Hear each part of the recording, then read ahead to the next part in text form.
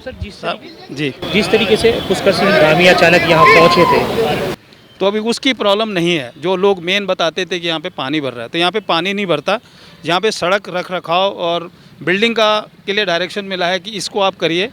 तो उसमें क्योंकि हमारा कॉन्ट्रैक्ट अभी 2000 अगले साल जुलाई तक है और अभी उसमें बातचीत चल रही है। अगर वो होता है तो उसमें कंपनी मेजर वर्क करेगी।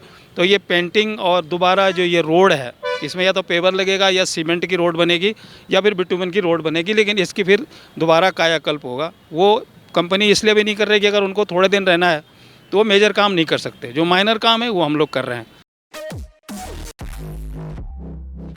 नमस्कार, आदाब, सत श्री अकाल। आप देख रहे हैं समाचार इंडिया। इस वक्त हम उत्तराखंड की राजधानी देहरादून में मौजूद हैं और मौजूद हैं आईएसबीटी पर। और मेरे साथ एक शख्सियत है जो पूरा जो जिम्मेदारी है उनके कंधों पर है। बात करेंगे बीएस नेगी जी से। अभी कुछ दिन पहले पुष्कर सिंह धामी सीएम साहब ने अचानक उत्तराखंड के सीएम ने यहाँ पर आकर अचानक से दौरा किया था, जिसमें जो उनका मानना था और मीडिया ने जो दिखाया था वो ये दिखाया था कि कुछ चीज़ें कमी पाई गई थी।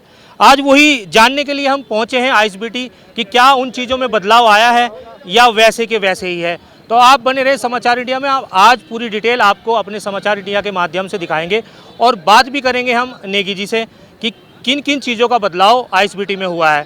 सर जिस तरीके से पुष्कर सिंह धामी अचानक यहाँ पहुँचे थे और बताया जाता है कि कुछ कमियाँ नज़र आई थी, क्या वो कमियों में सच्चाई थी या वो मीडिया ने वैसे ही दिखाई थी या कुछ उस आने के बाद कुछ बदलाव आए? सबसे पहले मैं आपको नमस्कार करता हूं और आपका धन्यवाद करता हूं कि आप ये पब्लिक कंसर्न के मुद्दे पे बात कर रहे हैं। सीएम साहब यहाँ पे आए थे तो उस दिन यहाँ पे बहुत गाड़ियाँ खड़ी थी, कूड़ा पड़ा हुआ था जो कि बाहर के एरिया में था। और साथ में उनको हमने ये भी बोला था कि सर निरंजनपुर मंडी की तरफ से बरसात का पानी इंटर कर रहा है, जिसलिए अंदर की रोडें डैमेज हो रही हैं। साथ में उन्होंने कहा था कि जी ये स्मार्ट शौचालय है, क्या ये काम कर रहा है? तो हमने कहा कि ये काम नहीं कर रहा है, इसमें ओवरफ्लो की समस्या है और जो ड्रेन कनेक्ट किया है वो ड्रेन परफेक्ट नहीं है और उसमें जब तक वो रेक्टिफाई नहीं होता ये स्मार्ट टॉयलेट नहीं चलना चाहिए। साथ में रोड के लिए उन्होंने बोला कि आप देखो रोड यहाँ पे रोड ठीक है, अगर बरसात से डैमेज भी हो गई लेकिन इसे सफाई करो।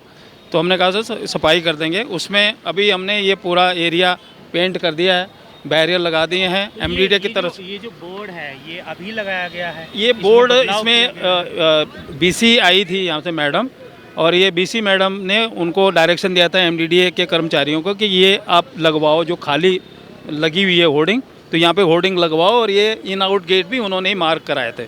उसी में वो अंतर्राज्यीय जो महाराणा प्रताप नाम रह गया, जिसके लिए भी करनी सेना वाले भी आए थे, तो उन्होंने उसका ऑब्जेक्शन लिया। तो इसको ही हम करेक्ट करने के लिए बोला है अभी कि वो करेक्ट करवा देंगे। थोड़ा सा चलते हुए हम बात करेंगे सर आपसे, वो चीज़ें भी दिखाने की कोशिश करेंगे जो यहाँ पर अब फ़िलहाल बदलाव किए हैं आपने।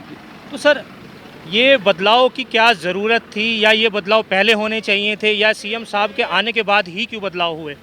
नहीं, सीएम साहब तो नॉर्मल विजिट पे आए थे यहाँ पे, और क्योंकि बरसात के मौसम में मैक्सिमम चीज़ें पेंट जो होता है फेड हो जाता है, पेड़ बहुत बढ़ जाते हैं, सड़कों में गड्ढे हो जाते हैं। जबकि हमारे पास मेजर कोई गड्ढा नहीं था यहाँ पे, लेकिन यहाँ पे पॉट होल्स थे। जैसे ही आप सामने देखोगे तो यहाँ पे पॉट होल्स थे, उनको हमने फिर अभी फिल किया। इस तरह से जो रोड में जहाँ जब रेगुलर गाड़ियाँ चलती रहती हैं तो उसकी वजह से उसमें खड्डे आ जाते हैं, तो वो खड्डे हमने भरे। और साथ में जो ये पेंटिंग किया हुआ है एरिया, पेंट भी किया, साथ में इसको अपडेट किया। ये पार्किंग वाला था, जैसे उसमें हेलमेट पड़े हुए थे पुराने, बैरियर ठीक नहीं था, तो इसको भी हमने ये पूरा एरिया दोबारा बैरिकेडिंग लगा कर इसको साफ़ सफाई की। ये प्रोसेस अभी कंटिन्यू है। ये ऐसा नहीं था कि सीएम के आने से हुआ, ये हम रेगुलर करते हैं। लेकिन इस प्रोजेक्ट में यह है कि काफ़ी लोग इसके वो हैं, इसमें है कि हमें ये प्रोजेक्ट मिल जाए। और इस प्रोजेक्ट का ड्यूरेशन ख़त्म होने वाला है जुलाई में। तो डिफरेंट के मैसेज जो हैं टॉप मैनेजमेंट को जाते रहते हैं, प्रशासन को जाते रहते हैं। तो उन्होंने व्यक्तिगत संज्ञान लेने के लिए शायद वो उस दिन आए कि एक्चुअली हो क्या रहा है वहाँ पे, किस तरह की है। कुछ कंप्लेंट हमने डाली थी, जो हमने सीएम ऑफिस को भी डाली थी, इनको डाली थी, अपना एमडीडीए को डाली थी, नगर निगम को डाली थी, पीडब्ल्यूडी को डाली थी कि क्योंकि सामने के ड्रेन ब्लॉक हैं। ये गाड़ी अभी भी खड़ी है, तो ये इस तरह की गाड़ियाँ यहाँ पे 3-4 गाड़ियाँ खड़ी थी, इस गेट में भी खड़ी थी। तो इस पे लोग सब यहाँ पे टॉयलेट करते हैं और गंदगी बढ़ाते हैं। पल्लीतरम नगर निगम का टॉयलेट है, नगर निगम ने बनवाया था, तो उसकी साफ़ सफाई वो लोग करते हैं, लेकिन वो भी हमारे हिस्से में आता है।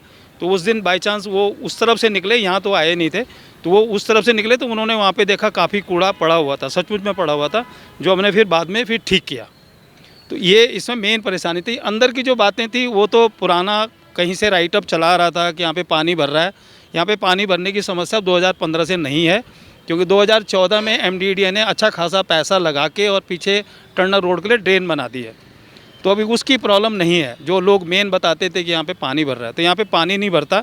यहाँ पे सड़क रख रखाव और बिल्डिंग का के लिए डायरेक्शन मिला है कि इसको आप करिए, तो उसमें क्योंकि हमारा कॉन्ट्रैक्ट अभी 2000 अगले साल जुलाई तक है और अभी उसमें बातचीत चल रही है। अगर वो होता है तो उसमें कंपनी मेजर वर्क करेगी, तो ये पेंटिंग और दोबारा जो ये रोड है इसमें या तो पेवर लगेगा या सीमेंट की रोड बनेगी या फिर बिटुमन की रोड बनेगी, लेकिन इसकी फिर दोबारा कायाकल्प होगा। वो कंपनी इसलिए भी नहीं कर रही कि अगर उनको थोड़े दिन रहना है तो वो मेजर काम नहीं कर सकते, जो माइनर काम है वो हम लोग कर रहे हैं।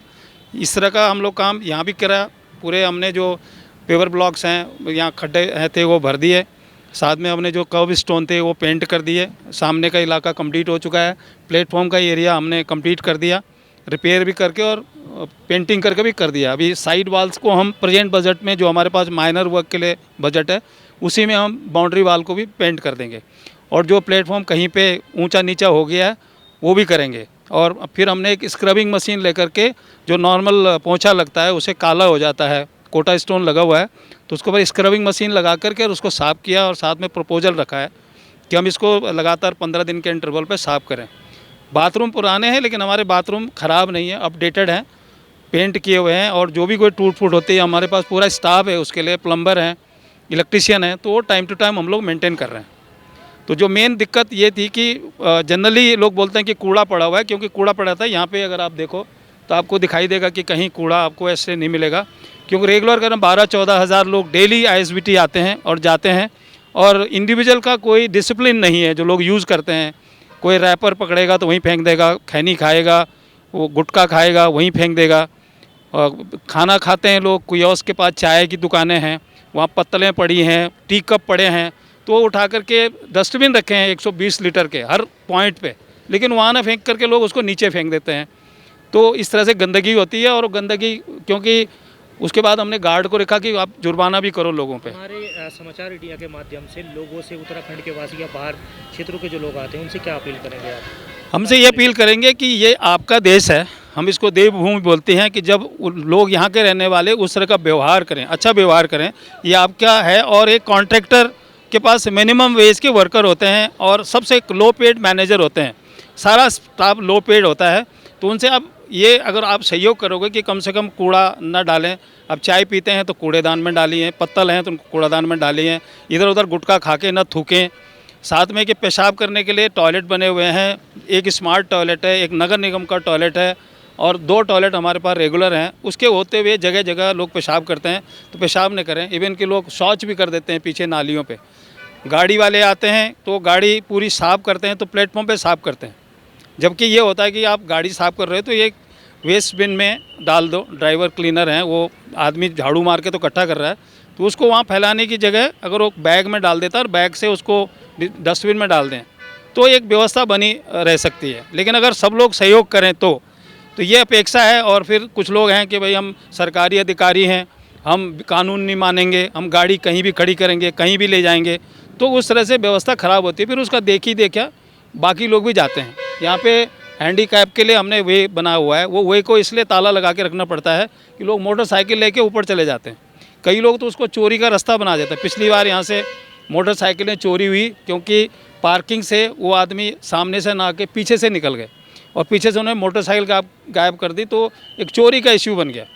तो वो पब्लिक से और प्रशासन से ये रिक्वेस्ट है कि अगर आप सहयोग करें, जैसे मैं मैडम डीएम मैडम का बहुत बहुत शुक्रगुजार हूँ और उनका तहे दिल से धन्यवाद करता हूँ कि वो आई और जो उन्होंने गाइडेंस दी, जितने ख़राब ट्रक पड़े हुए थे रोड पे उसकी सफाई हुई, और आगे ड्रेन के लिए भी उन्होंने बोला कि भाई इसमें एक्टिव काम करो। स्मार्ट टॉयलेट वालों को डायरेक्शन दे के गई, पीडब्ल्यूडी वालों को डायरेक्शन दे के गया और उसमें काम शुरू हो गया है। और आप देखोगे कि अगर ये चीज़ कांस्टेंट रहती है, ऐसे ऑफिसर हमारी डीएम मैडम जैसे ऑफिसर हमारे पास अगर हैं, तो मैं चाहूँगा कि वो लोग सुने, पब्लिक की बात सुने। नहीं तो यहाँ क्या होता है कि नीचे की बात ऊपर जाती ही नहीं है। सब लोगों के पास मोबाइल है, कोई मोबाइल नहीं उठाता, सबके पास ईमेल है, ईमेल कोई नहीं देखता, पत्रकार भी वही बोल देते हैं कि जो उनको सूट करता है। तो यथार्थ क्या है, यथार्थ को जानने के लिए थोड़ा सा एक प्रजातंत्र जब हम रह रहे हैं तो प्रजातंत्र का एक स्वाभाविक भाव हो कि नीचे वाले की भी सुनी जाए, क्या हो, उसका कोई फोरम हो। खाली ये नहीं कि जो लोग काम नहीं कर रहे हैं वो उसको कोई इन्फॉर्मेशन को ब्लॉक करके अपना रख देते हैं।